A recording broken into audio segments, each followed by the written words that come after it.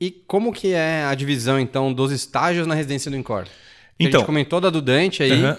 Acaba sendo muito parecida com uma coisa ou outra. Muito parecida com uma coisa ou outra. Então, assim, a gente basicamente divide por grupos de 3 meses, né?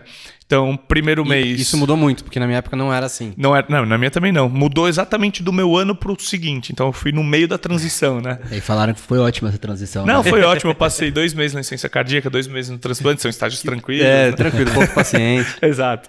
Então, assim, no primeiro mês, a gente roda 3 meses na prevenção. O que é o estágio de prevenção? Hipertensão, lípides, tabagismo, SPA, que é quando o residente tem um primeiro contato com o paciente que chega. Por exemplo, o paciente foi encaminhado ao UBS.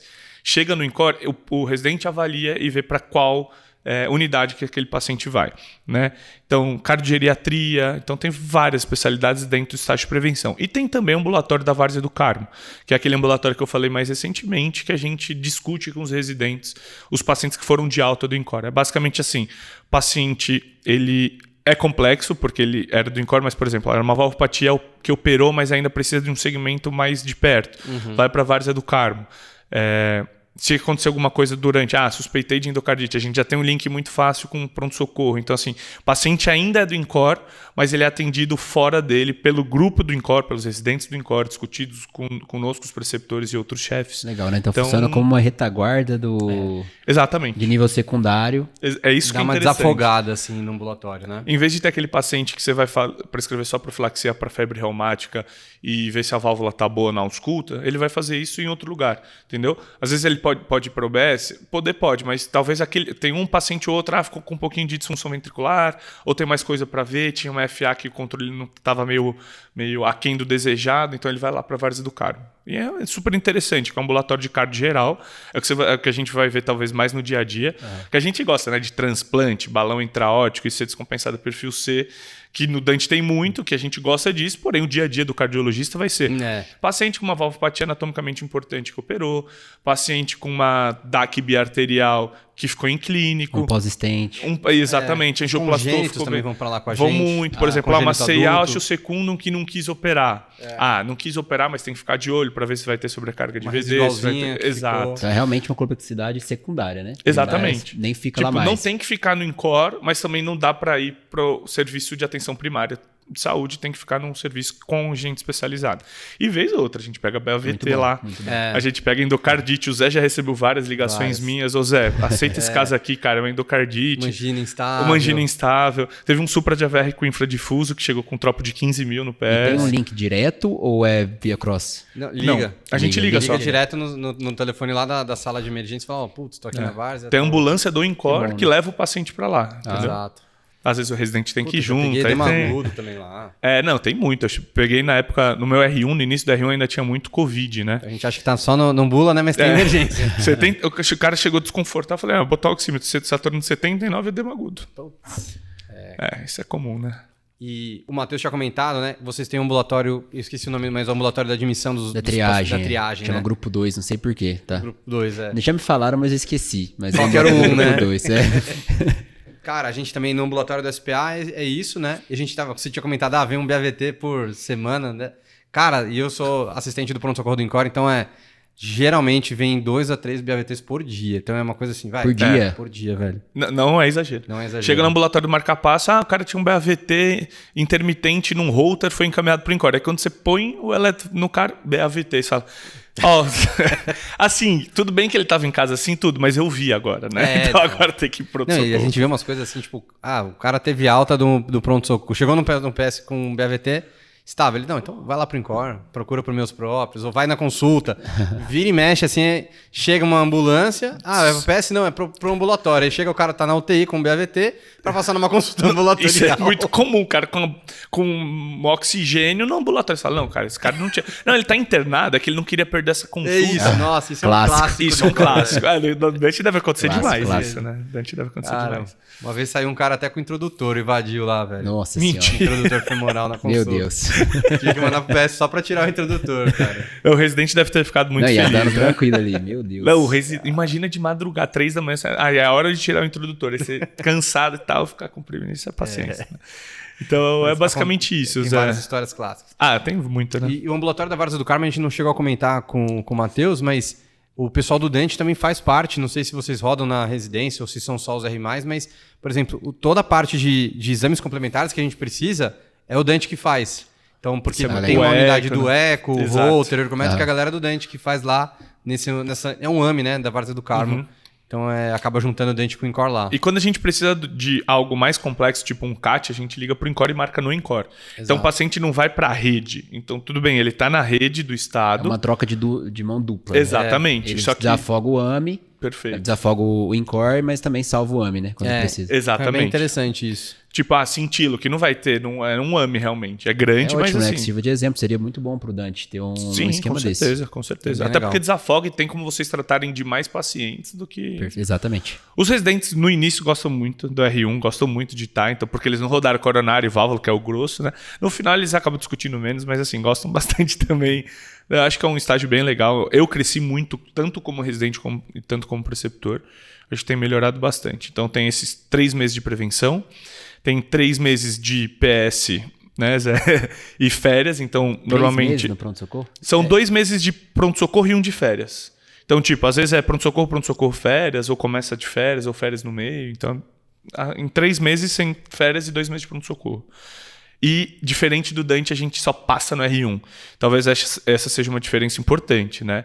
Que eu acho que o R2 no PS ia agregar bastante. Claro que tem uns assistentes, né? Claro. Mas o manejo do R2 é diferente. A gente já roda na UCO, roda na UTI, já passa um balão intraórtico com mais tranquilidade. Marcar passo, às vezes a gente não fez muito no R1. Nossa maior oportunidade de passar marca-passo, diferente no Dante, é no R1, né? Acaba passando vez ou outra na UTI e na UCO, mas o grosso é no R1. Na R2 você acabaria tendo mais autonomia, né? Pra tomar umas decisões. Exato. Pra chegar já pro chefe com uma proposta do que fazer, Exato. E até assim, pra dar uma auxiliada também, eventualmente, em alguma dúvida do R1. Sim. O que a gente tem lá bastante a gente tem muito contato por estar vinculado com a Faculdade de Medicina da USP. Então, roda interno do 6º ano que rodam lá. Tem os R1s da clínica que rodam lá também. Medicina do esporte também faz plantão diurno lá. E Medicina de emergência. medicina de emergência, é verdade. Medicina intensiva agora também está rodando. Então, acaba tendo uma troca legal, mas assim, é o R3 da cardio que passa o conhecimento para a galera mais nova. Exato. Se tivesse um R4, pelo menos na sala de emergência, eu acho que seria, mas acho que é uma também tem mudança muita gente, né? exato. Aí é uma coisa, né? A gente tem muita gente, né? No Dante é o residente da cardio e é isso. Então a gente não toca ficha. Né? Quem faz a triagem inicial é o médico assistente, e se ele abre uma ficha para ser atendida, quem atende é o R1 da clínica, não é o R1 da cardio. Exato. A não Então, ser que mande para a sala direto, isso. Aí sala de emergência fica o R1 da cardio e a gente fica vendo os pacientes do fundo. É muito semelhante, né? Bem semelhante. Tem uns 40. Aí, Zé, você vai saber mais. 40 mais só da cardio adulto, né? Fora congênita, pneumo, tórax, que acaba também dividindo o mesmo espaço no saguão ali do pronto-socorro. Exatamente. Então, realmente, às vezes fica muito cheio, né? E de noite, falando agora do pronto-socorro, como a gente avalia, tem esses estágios, então a gente avalia os pacientes, ficam na sala de emergência e o resto lá no fundo. E é de domingo a domingo, mas a gente consegue dividir, né, Zé? Então, por exemplo, hoje minha folga é na terça, na outra semana é na quinta, eu quero ter folga sábado e domingo, aí no outro sábado e domingo você vai trabalhar. Então, assim, é domingo a domingo, mas a gente consegue se dividir. Se não me engano, acho que são 6 dias por semana de trabalho ali, né? Não faz plantão à noite, quem tá rodando então no o PS. fim de semana é também do quem tá no De quem tá do horizontal. Entendi, então é puxado, né? Puxado. E aí, no final de semana, vem uns ectópicos aí que estão rodando em outros estágios aí, né? Porque a galera também folga um pouquinho a mais aí. Isso, exato. No final de semana, durante a semana é só o residente que está no horizontal. No final de semana, a maioria é do que está no horizontal, mas tem 2 residentes que vão ajudar, né? De outros estágios. Então a gente tem 3 meses de prevenção, que tem hipertensão, lípides, tabagismo, é um mês bem rico, são 3 meses bem ricos. 3 meses de PS férias, 3 meses de válvula e métodos, então você roda 2 meses na válvula e 1 mês no métodos, isso tudo no R1, né? Bem parecido também com o Dante, que é 1 mês de enfermaria e 1 mês de ambula, né? Exatamente. Então é 1 mês só na enfermaria, então pega muito pré e pós-op, faz a admissão dos pacientes, complicação pós-op, 50% faz FA pós-op, então você aprende esse manejo de congestão, então a válvula é bem legal e o ambulatório é tanto excelente. Medo, né? Das intercorrências na enfermaria. Quando toca o bip, o seu coração já desespera. Nossa, desespera, você faz uma FA de alto você e vai atender uma FA de alto, né? Tem um mês de métodos, então atualmente eu acho que é um mês que vem ganhando força no INCOR. Na nossa época, eu acho que é muito semelhante à sua, a gente rodava mais eco teste ergométrico, né? Isso. E agora a gente roda um pouquinho na Cintilo, na ressonância angiotomo, tem o Dr. Rochit, que é um nome gigantesco, né, na ressonância mundial. Então, assim, é uma coisa que vai crescendo, tá? Mas ainda passos curtos. Talvez a gente não faz o teste ergométrico, a gente mais lauda o teste, né? Então, assim, métodos talvez seja uma das coisas que a gente tem que melhorar um pouco mais, né? Botar mais a mão ali. Botar mais a mão na massa, eu acho.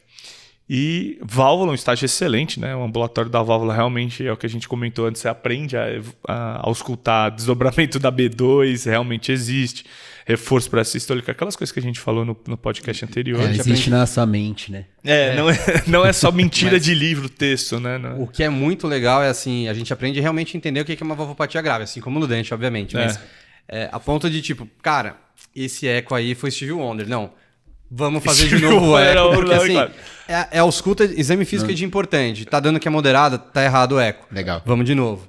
Cara, e isso é bizarro, né? Isso é. E aí repete, é mesmo. Quando exame físico, truco eco, aí o cara é bom, hein? O cara é bom. Não, talvez seja um dos momentos que o exame físico, tirando o exame neurológico, seja mais importante, quando né? o preceptor prova pra você a importância de você saber examinar. Né? Exatamente. Não, é verdade, por que você não pode confiar cegamente no eco? Com certeza, E até a gente porque... vê muito. Exato, porque assim, congestão, se tem muito congestão, você vai... Eu vou falar que tá congestão, você que não, você talvez sim. Mas não, válvula importante, se você ausculta e fala, putz, é uma válvula importante. Cara, isso é diferencial. E a gente pede outro exame de imagem e fala, tá vendo? Realmente minha ausculta estava certa. É bom que vocês pegam noção já de valvopatia, que é uma coisa que a gente termina a clínica sem saber nada. A Né? gente, Exato. E já começa no R1 essa cardio. noção, né? A gente aprende valvopatia lá no Dante e no R2 apenas. Então a gente começa a ter noção de válvula mesmo só no segundo ano. Não, e a gente fez clínica junto. Eu já gostava de cardio. Eu não sabia nada de válvula. Nada. Não sabia nada de válvula. Acho que na verdade assim, a gente sai da clínica achando que sabe alguma coisa, que sabe manejar infarto. Exato. Isso, na verdade, não, cara. Não sabe nem a dose do copridogrel direito. A hora que você entra na carta, você vê que realmente você não sabe nada. Não, aí você fala, putz, eu já gostava de cardio, entrei e não tô sabendo nada. Então essa sensação para quem vai entrar é normal. Né? Normal. Normal. Você não é muito ruim, não é. Tem aquela síndrome do impostor, cara. Não era pra eu todo estar mundo aqui, passa. putz, como que eu tô no Incor e no Dantes, 2 maiores centros do país, meu Deus, não era pra eu estar aqui, eu não mereço, os outros são melhores. Não são. Ninguém mundo. sabe cardiologia. A gente já tem alguns anos de cardiologia, o Zé mais que a gente, e a gente sempre tá aprendendo mais coisa, né, Zé? É Sempre. impressionante. Então, tem esses 2 meses de válvula e métodos, tem 2 meses de atero e coronária, né, que são basicamente a mesma doença, mas assim, a gente atualmente roda na hemodinâmica, então tem discussão de cateterismo, a gente tem um clínico dentro da hemodinâmica, né, então isso é muito interessante. O clínico vai decidir, não, esse paciente é melhor para cirurgia, esse paciente talvez seja, dá para angioplastar, faz um tronco para DA, o risco dele é um pouco mais alto, então isso é muito interessante. Não é só a visão do hemodinamicista, é a visão do clínico que sabe também hemodinâmica. Então isso tem melhorado Isso também. é bem legal, porque lá a gente tem o heart team de válvula, tem de coronária, enfim. E acaba que o clínico tem um peso legal na decisão, né? Sim. E para a formação como clínico, eu acho isso bem importante também, do que você ficar, entre aspas, um refém, né? Ou do cirurgião. O cirurgião fala, não, eu vou operar. Eu falei, calma, você não, vamos discutir direitinho. Que dá para operar, beleza. Dá, isso tudo dá, né? Exato. Que precisa, né? E o hemodinamicista é a mesma coisa, né? Eles acabam também... Tem no viés do especialista. Exato. A gente percebe que é interessante, né? Que tanto no Dante quanto no Incor, acaba tendo algumas divisões, por exemplo, coronária e hemodinâmica, né? Exato. Tipo assim, hemodinâmica tem um ambulatório de angioplastia. Ou seja, todo mundo colocou stent, fica com hemodinâmica. Sim, sim. Agora, quem não colocou stent, fica com coronária. Quem ficou em clínico ou operou, fica com a coronária. coronária. Então, tem essas segregações para a mesma doença. Entendi. Né? Então, é mais por questão logística mesmo, de como foi estruturado o serviço. E é igual... outra coisa que a gente acha que sabe antes da clínica, né? Não, coronário, pô, tem uma lesão de 70%, os caras não fizeram nada. Qual que é a dúvida? Só pegar um stent ali. ali? Só pegar um stent. E essas coisas que a gente aprende nas 2 residências é muito gratificante, né? Você acha que você sabe, você chega e fala, não sei de nada A realmente. decisão do consultório é uma das mais difíceis de ser tomada, né? Total. Sim, total. Cara, total. e eu fiz coronária crônica, né? Eu fiz atero também de fellow.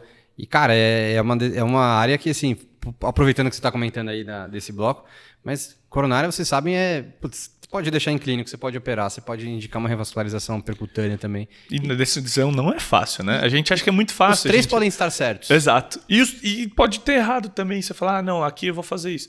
Cara, calma, vamos decidir direitinho, vamos discutir com o hemodinamicista, vamos discutir com o cirurgião, calcula o sintaxe, vê direitinho, né?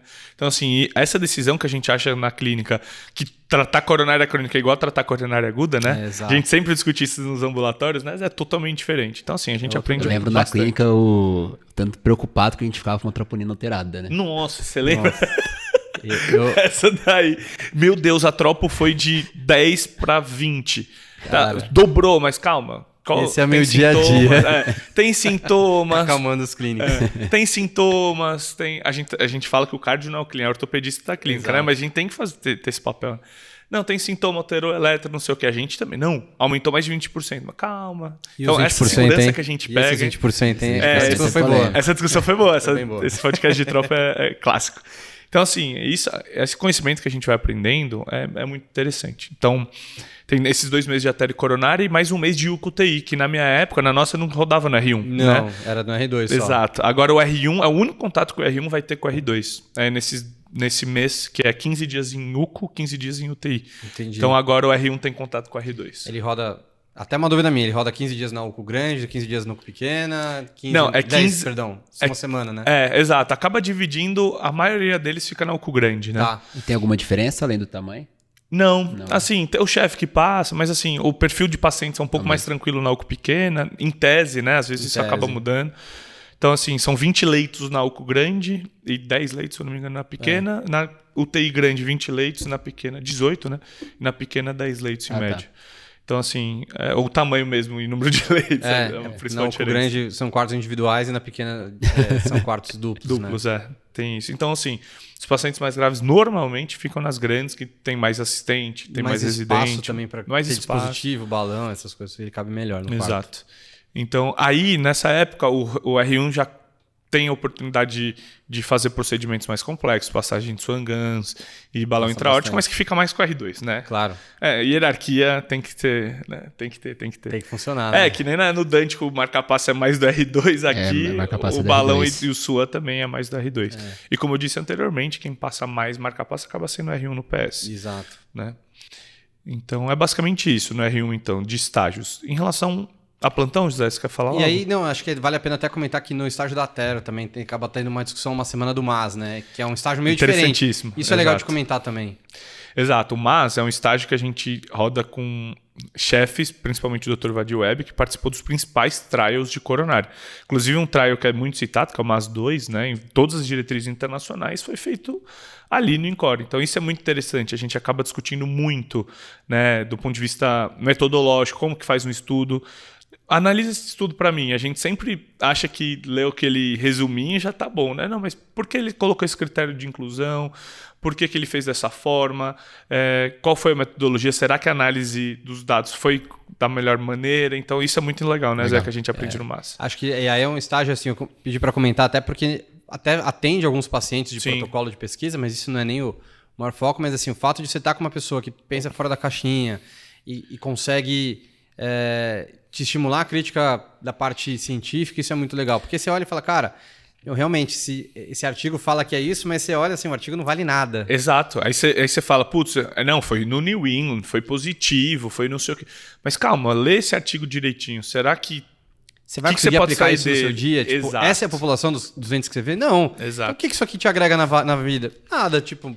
E Não, é muito... Te dá muito senso crítico isso. Acho certeza. bem legal É também. muito legal, né? Porque isso faz parte do nosso crescimento como profissional, né? No começo a gente É que é muito fácil ser enganado, toca né? o que o residente fala, depois toca o que você vê no cursinho, depois Exato. toca o que você aprendeu lá na cardiologia que tá na diretriz, e aí depois você começa a questionar de onde vem o que tá na diretriz. Perfeito. E aí você vê o artigo e vê, putz, será que... E é isso chegar mesmo, nesse né? estágio é muito difícil. Então, por isso que realmente foi excelente você ter comentado, Zé. Você ter, tudo bem que são poucos dias, mas você ter uma aqueles semana, dias, uma semaninha, mas você ter aqueles dias para discutir com pessoas de excelente gabarito que participaram dos principais trials. E eles falam, não, esse trial, que inclusive eu fiz, tem erro talvez aqui de metodologia e tal. Então isso faz o nosso crescimento ficar excelente, né, Zé, nessa parte. Perfeito. É muito fácil ser enganado, né, por isso. É muito fácil ser enganado, é muito fácil. A gente, ainda que é cardiologista, que a gente ainda tá mais habituado a estudar e ver... Tem muitos trials de cardiologia, né? Sim. Da mesma forma que tem muitos trials, a gente também pode correr o risco aí de cai nessa falácia. Ser entubado por muitas coisas. Posso aproveitar que e fazer uma pergunta, Zé, da residência? Existe, além disso, que no Dante a gente não tem, né? Mais nos estágios, mas algum treinamento, algum aprendizado de análise de artigo, de medicina baseada em evidências? Não tem. Também não, tem, né? Não tem. Assim, Mas a gente dependendo a cada estágio, discutindo os artigos específicos. Isso, tem Essa seria a chefes atividade, específicos que acabam discutindo mais que outros, mas isso vem parte deles, né? Ou parte da gente fazer uma pergunta. Então, ter um estágio tipo um journal club, discutido exato. pelos residentes, isso não tem. E até, assim, é uma mudança que houve. Acho que você ainda pegou isso, Will, talvez, mas a gente tinha uma carga horária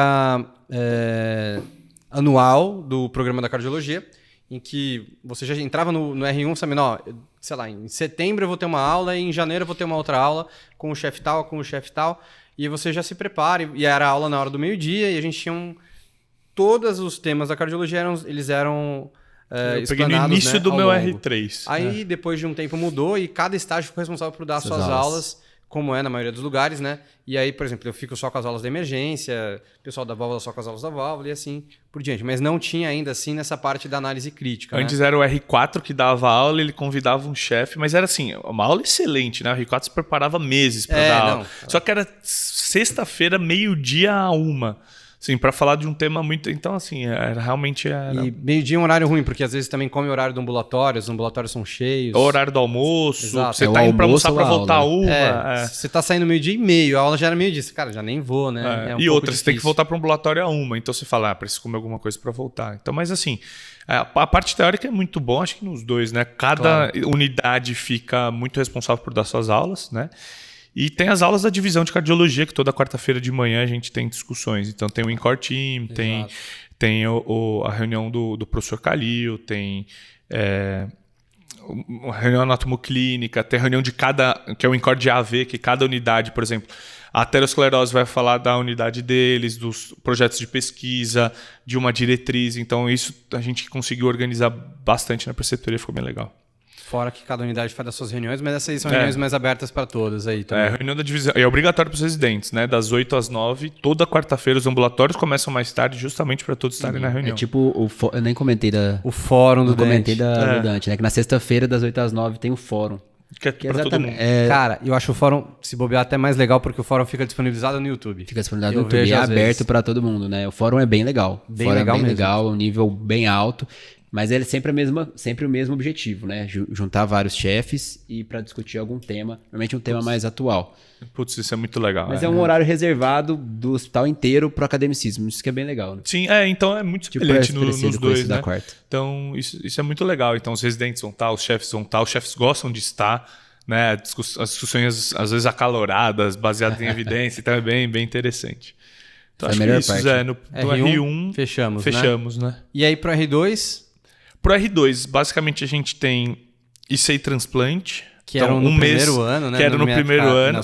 E como eu peguei a transição, eu fiz no primeiro e fiz no segundo também, é quase uma recuperação. É isso aí. E ainda acaba 10 da noite? Então, não acaba mais 10 da noite, justamente por ser R2, né? O Matheus fez essa brincadeira que meu primeiro dia do R1 da cardio, eu comecei pela insuficiência cardíaca, que era o estágio mais pesado, né? Sim.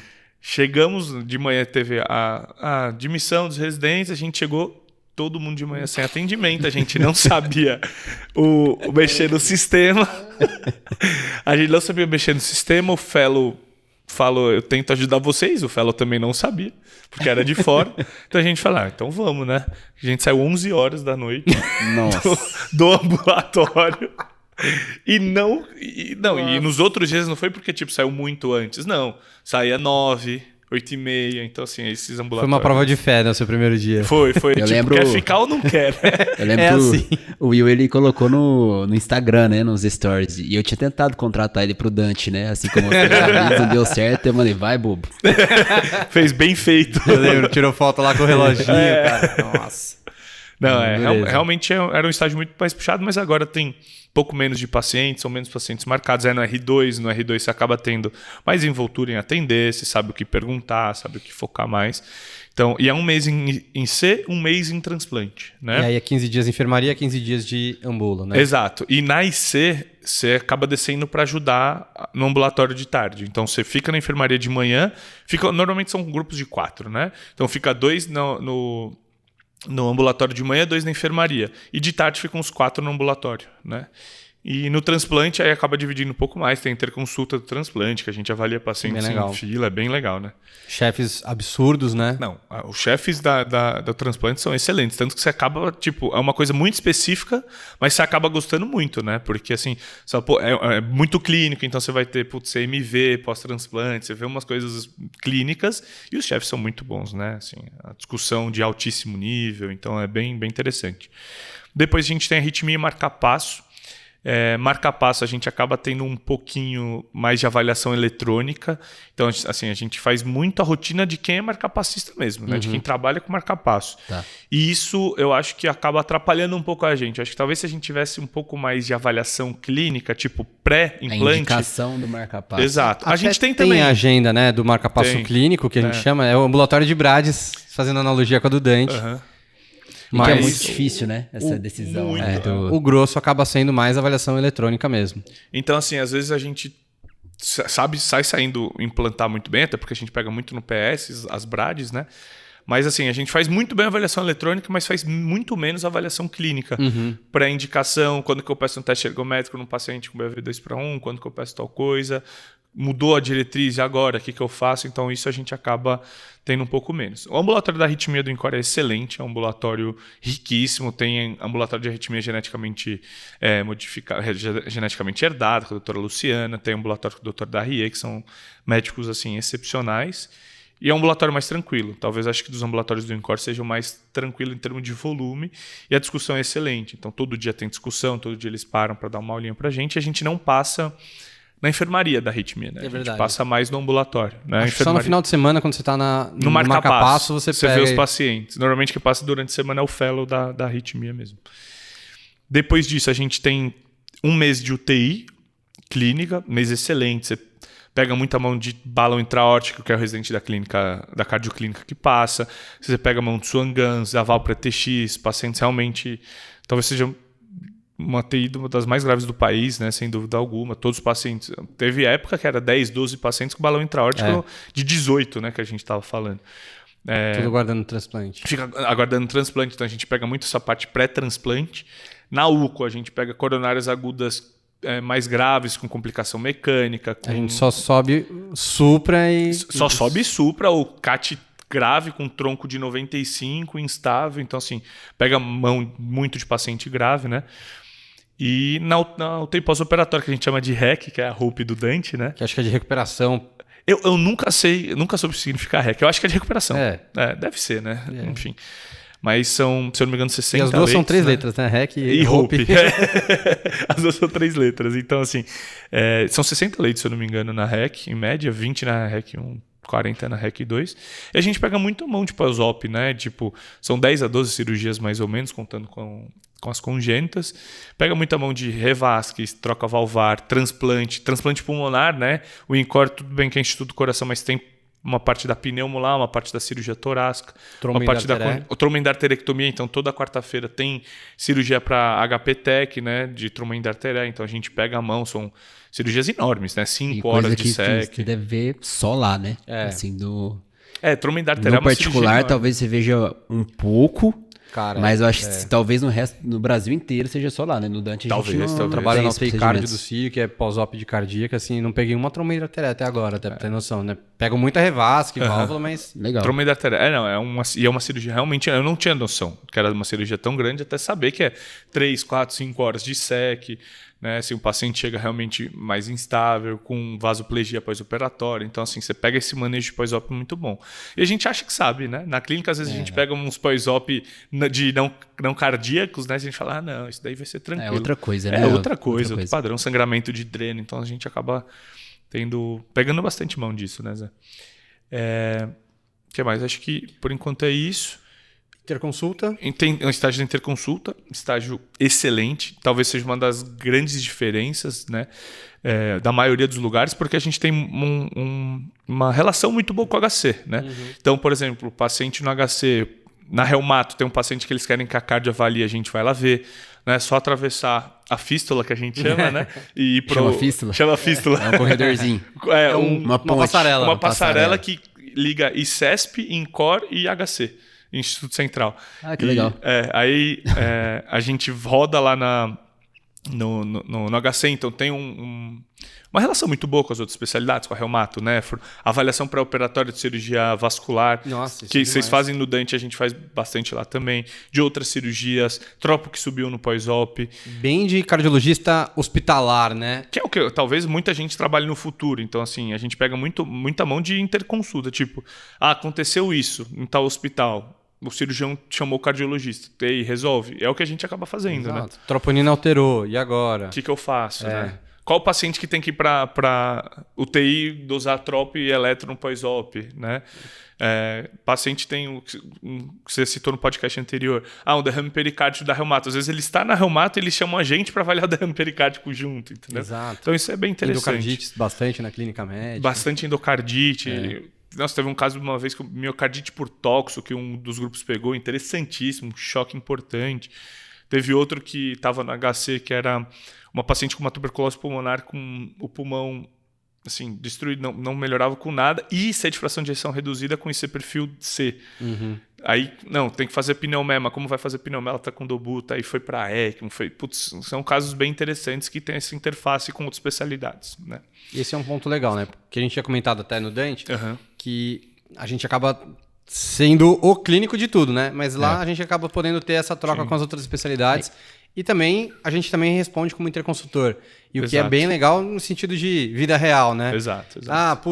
Chamou por uma tropa. Cara, mas assim, é o dia a dia nosso, né? Que vão te chamar. É o que a gente estava falando antes. Você falou, às vezes eu peço, tem que tranquilizar o paciente. Não, isso daí é uma tropa, uma tinoca que subiu só por subir e paciente. É isso que eu penso. Essa interconsulta é um ponto positivo, né? Em relação, se a gente for comparar as duas, por a gente não ter esse hospital geral, a gente foge um pouco, né? Às vezes doenças clínicas que acometem o coração, a gente perde um pouco a mais. Por não ter esse contato. E o INCOR é só coração. Então, se você perguntar para a maioria das pessoas, só que como é muito perto, a gente só atravessa, então acaba tendo, né?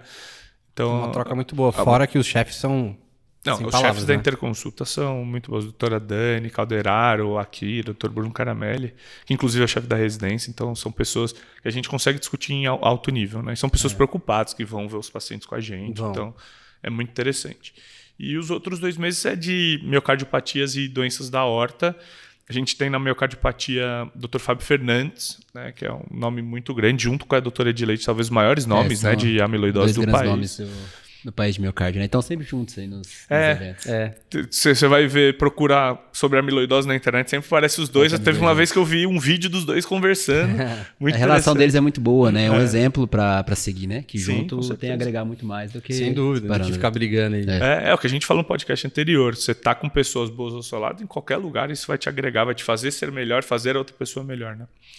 Então e aqui a gente roda na cardio-onco. Talvez seja uma outra diferença também, que uma cardio-onco a gente roda no ICESP como interconsulta e no ambulatório da cardio-onco, né? São as 2 principais causas de óbito, né? Coração e câncer. Então, assim, essa interface é muito importante e vem crescendo cada vez mais, né? E a gente acha que cardio-onco é só tipo efeitos colaterais dos quimioterápicos. A gente sabe que não, né? Paciente que tem uma DAC e vai para fazer 5-fluoracil, e aí, quais os cuidados que eu tenho que ter? Né? O paciente que tem uma FA e vai fazer, sei lá, qualquer tratamento, ou tem um câncer em acompanhamento conjunto. E é a interconsulta, né? Porque a interconsulta do INCOR, do estágio de interconsulta, ela é para o HC, para o IPQ, que é o Instituto de Psiquiatria, para o Instituto de Ortopedia, mas no ICESP a interconsulta, até onde eu sei, não atua. Exato, é a interconsulta própria da cardiologia do ICESP. Então, você vai discutir, o cara fez uma FA, é uma tropa que tocou no pós-operatório, essa discussão faz lá também, né? Perfeito. Então, apesar da interconsulta abarcar o HC inteiro, o ICESP especificamente a gente roda separado a interconsulta do... No mesmo mês? Não, é nesse... Não, é nesses 2 meses diferentes. Tem um mês só para interconsulta, que talvez seja um dos meses mais ricos do R4, porque é diferente do padrão, né? E tem são 15 dias, na verdade, atualmente, que a gente roda na interconsulta do ICESP, né? Que é num mês que a gente roda miocardiopatias e doenças da aorta. Tem então o ambulatório de aorta, né? Que, assim, tem uma interface muito boa com a cirurgia cardíaca, tem cirurgiões e clínicos discutindo o mesmo ambulatório. Então, esse paciente, talvez eu aborde antes, esse paciente talvez eu aborde depois. E a cardiogeral, tem um conflito de interesse que eu gosto muito da área, né? Uma área muito clínica, talvez é o que eu siga de fellow. tem miocardiopatia hipertrófica, amiloidose, muito igual ao miocárdio do Dante, né? Então é um estágio extremamente interessante também. Doenças bem diferentes, né? Exatamente, e doenças muito clínicas, né? É o que a gente tinha falado no podcast anterior do Dante, que o cardiologista é um clínico, né? Então quando a gente tem interface com outras especialidades, eu acho muito legal. Beleza. E acabamos os estágios? Acho que foi. Foi 3 meses de UTI, 1 mês de férias. Foi miocardiopatias e doenças da aorta, 2 meses. E CTX, arritmia marca-passo. A gente está esquecendo. Interconsulta. Cardionco entre miocardiopatias. Mas acho que foi tudo, né? E não tem estágio eletivo, então? Não tem estágio eletivo. Igual do Dante, é o que a gente... Acho que vai ser a mesma opinião que a gente falou no podcast anterior. A maioria das pessoas não ia aproveitar, mas, por exemplo, teve a Melina, que foi minha R igual, ela queria muito fazer isso avançada e transplante em Dallas, no Texas, né? E ela teve que usar as férias dela para ir para lá. Ah, não sabia. Ela acabou, talvez, tirando um pedaço das férias no TX, né? Mas acabou tendo que fazer isso. Então, assim, vale a pena que ela tá lá hoje, né? Exatamente, ela tá fazendo fellow ela lá. continuou lá? Tá fazendo fellow lá agora. Que legal. Foi com o marido e tudo, casou e foi pra lá. Eu falei, pô, volta pra cá. Green card e tudo mais. Animal. E, cara, na minha época ainda tinha, né? Eu acho que é uma coisa bem válida, assim, até porque, putz, que nem vocês comentaram antes. Nossa, se... Por exemplo, ergospiro, rehab, que é uma coisa que eu acho que a gente poderia. A gente não tem cardio do esporte, por exemplo. Não tem cardio do esporte. A gente não roda. Tem no Incor, né? Mas a gente não roda. Então, são oportunidades da gente poder rodar nesses estágios aí, né? Que são. E em serviços legais. Diferentes, né? Também. Na minha época teve gente que foi para Stanford também, por exemplo, que tinha uma parceria do Incor. Depois aí acabou miando, mas aí tinha Madrid, Barcelona, Porto. Então tinham várias opções aí de lugares interessantes para você conhecer. Acho que isso foi muito pós-pandemia, né, Zé? Que acabou diminuindo, as pessoas estavam cansadas na pandemia, queriam fazer estágios para ficarem mais... Aí falar, não, vamos tirar estágio optativo de vez. E é uma bala, né? Só um adendo aqui. Eu tinha me aplicado para Stanford também, ia ser no último estágio da residência. Então... Cara, mas assim, é um absurdo de caro, assim, né? Não, pra você fazer na Tem Califórnia. que pagar um estágio também? Não, além... estágio não. Morar mas, cara, um mês só lá. morar um mês lá, em Palo Alto, assim, cara, absurdo de caro. Isso, aí já, como um mero você residente, ganha bem né? na residência, pô. O dinheiro é bom da residência. Tem algum grau de fora. convênio com bolsa junto, né? Se isso fosse possível. Exato, seria muito bom. seria Ele legal. é pesado, muito pesado. Então, você tem que se programar muito bem, mas acabei fazendo de 15 dias na Rehab e 15 dias no ergométrico, que foi tranquilo para acabar a residência com chave de ouro. E outra, ergospiro é uma coisa também que a gente não tem muito... Então, se rodar na Rehab deve ser excelente, né? A gente Exato. não tem nenhuma mão, né? Agora também não pega nada da Rehab. No estágio de prevenção, roda poucos dias na Rehab. Entendi. Poucos dias. Acaba pegando mais do que a gente na nossa época, né? Mas a gente via o quê? Ergospiro quando a gente tava na IC para a Valpre TX. Era isso, era o que a gente sabia. Ergospiro de doente, né? Ergospiro não para... Para prescrição de exercício, Exato. alguma coisa do tipo, né? Avaliação pré-participativa e tal. Pré-participação, exato. E